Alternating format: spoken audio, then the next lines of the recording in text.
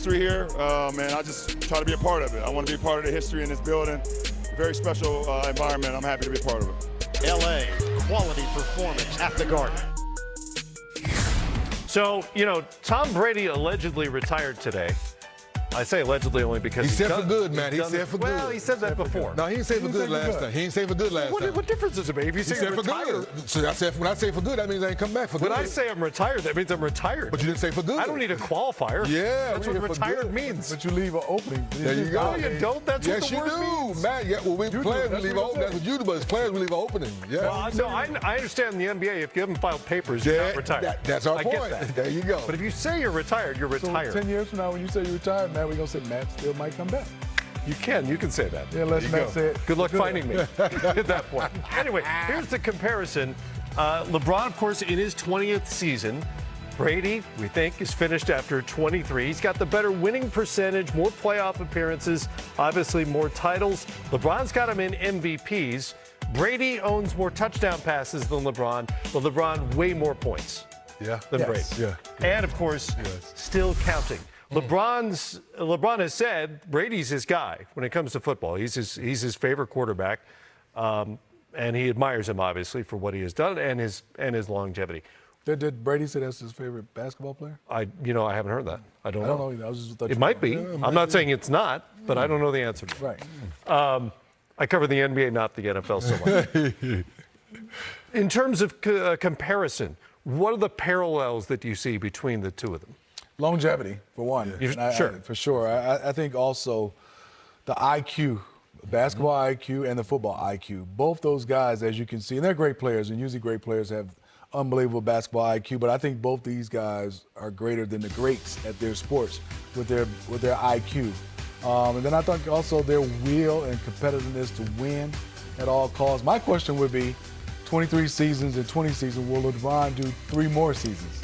That'll be my question. I'm going to say yes, for sure. The way he's going right now, I see no reason. I don't think he's made any secret of the fact that he would like to play with his son or at least be around the league when his son gets there, if he makes it. Right.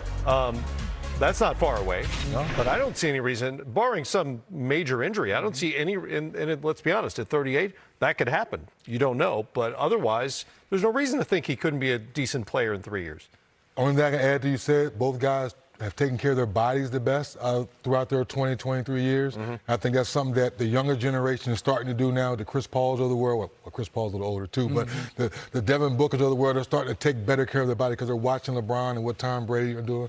I think the best one for me, though, Smitty, is competitive spirit. Every year, they have a chance to be in the mix, whoever you put around them. Right. Think about that. There's not too many superstars, Matt, we've seen in any sport where you can say, just give them something, and they're going to put that team in the playoffs. Right. So early on, it was a defensive-minded team for the Patriots. They still won. The defense fell off a little bit. Then it was all about Tom Brady. Same thing with LeBron. When he first left, he was like, well, you going to Miami? Well, it's D-Wade's team. But LeBron had to put his imprint on that team before they became the Heatles, if you will. So I think that competitive spirit of both guys is unseparated. One major difference comes to mind, that Brady was a complete scouting miss. Nobody envisioned anything like that. He was, a 6th-round draft pick, I think? 199, I think. LeBron was on the cover of Sports Illustrated when he was 16. Everybody knew the talent was there. I am curious, we'll see the pomp and circumstance ramp up here in the next few games as LeBron gets even closer, and it's looking more and more like he'll probably do it at home next week in one of those 2 home games. But what is it going to be like if and when he announces his retirement for a final season? Can you remember or imagine, rather, his last go-around in the NBA when the time comes? I mean, I think it's a great question, Matt. I mean, does he announce it before that last season, or does he just wait and announce it after the season? I think we're going to be speculating for the next 2, 3, 4 years. But it is going to be unreal. I think it will be one of the biggest in sports that we've seen once he says he's retiring, if he gives us the chance to go an entire year. Which I think he would do. He will. We're talking about LeBron James. I think we're talking about clutch sport. We're talking about it's going to be a nice big showing going out. The marketing opportunities. Come on, that brand. We might as well say I'm gonna retire in 2 years. He started in 2 years. Whenever it is, they're going to think about it. Kareem, everywhere he went, he had the rocking chair and all the great stuff, Bird, all that. Yes, LeBron's going to have a big farewell party in every city. Now, he's the only player that's given every team 30, I think it is. 40. 40. 40, yeah, 40. He finally got the Clippers. Yeah, so you got 40. He's knocked up every team in the league. Yeah, they're putting on a big show once he retires. That'll be interesting. You know, we've seen that in baseball as well. Albert Pujols was getting that treatment this year around the major leagues. First game of a series, they present and he him deserves it. Usually some ridiculous gift that he'll never use and is way too big to travel with. But they'll bring it to him at home plate at the beginning of these. Everybody might give more things like surfboards in California. Crazy stuff. Okay. Large chairs, rocking chairs, all that kind of stuff. Guitars. What would you give Brady or LeBron for retirement, Matt? What do you give a billionaire? LeBron, I mean, in terms of like a physical gift, I have no idea. Just asking. I was going to say a nice bottle of wine, but I assume he has plenty of that. He got plenty of everything. Maybe a winery. There you go. All the teams, you know, the team should pool their funds, their resources, and just buy him a winery instead of giving him small gifts at every stop. I like that. I don't know. It's a thought. No. Might get the jersey retired.